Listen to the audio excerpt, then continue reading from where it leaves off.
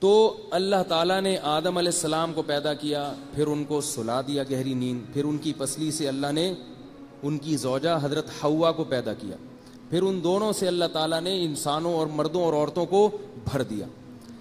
تو سب سے پہلے اللہ نے جس انسان کو بنایا وہ مرد تھا، ایک بات تو یہ پتہ چلی۔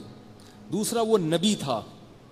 اچھا یہ بھی تو ہو سکتا تھا کہ اللہ تعالیٰ آدم علیہ السلام کو پیدا کرتے الگ پتلے سے اور الگ پتلا ان کی بیوی کا بنا دیتے، یہ بھی تو ہو سکتا تھا نا۔ بھئی حضرت حوا الگ پیدا ہوتی ہیں، آدم علیہ السلام الگ پیدا ہوتے، دونوں کی شادی ہو جاتی۔ ایسا کیوں کیا کہ آدم بنائے پھر ان کی پسلی سے، ان کے جسم سے؟ وجہ اس کی یہ تھی کہ اللہ تعالیٰ یہ چاہتے تھے کہ عورت میں بھی مرد کی کچھ خصوصیات منتقل ہو جائیں، ڈی این اے ایک ہی ہو جائے دونوں کا، اور سب کی اصل ایک اکیلے آدم پہ جا کے ختم ہو جائے۔ اور اسی وجہ سے اللہ نے آدم علیہ السلام کے لیے 2-3 بیویاں پیدا نہیں کی۔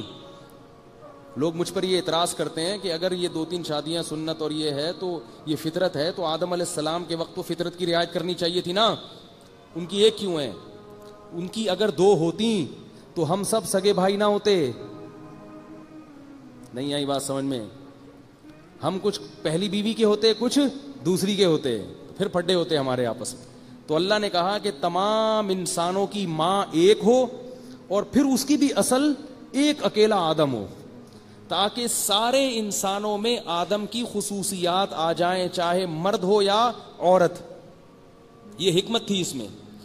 دوسری بات یہ کہ جو اصل ہوتی ہے وہ زیادہ کامل ہوتی ہے، جس کو اصل سے کھینچ کے نکالا جائے اس میں کچھ نہ کچھ تھوڑا سا عیب ہوتا ہے۔ تو آدم علیہ السلام کو تو مکمل کامل بنایا گیا، اور ان کی زوجہ کو ان کی ایک پسلی سے بنایا گیا تاکہ تھوڑا سا اس میں نقص موجود رہے۔ وہ نقص کیا ہے؟ کمزوری۔ مرد طاقتور ہوتا ہے اور عورت اس کی نسبت کمزور ہوتی ہے۔ مرد میں برداشت کی قوت زیادہ ہے، عورت میں برداشت کی قوت کم ہے۔ خواتین یہ بات سن کے غصہ تو بہت ہوتی ہوں، لیکن حقیقت ہے بھائی، چھپکلی گر جائے مردوں کی چیخ نکلتی ہے، کیسی خواتین کی چیخ؟ یہ تو حقیقت ہے نا، اس میں تو دو رائے نہیں ہو سکتی۔ اسی سے یہ مسئلہ بھی حل ہو گیا کہ رسول اللہ صلی اللہ علیہ وسلم نے فرمایا کہ اللہ تعالیٰ نے عورت کو مرد کی نسبت عقل کم دی ہے۔ یہ صحیح حدیث ہے، اس کا آپ انکار نہیں کر سکتے۔ مفتی طارق مسعود صاحب کے شارٹ کلپ بیانات کے لیے ہمارا چینل سبسکرائب کریں اور بیل آئیکن کو دبائیں۔ جزاک اللہ۔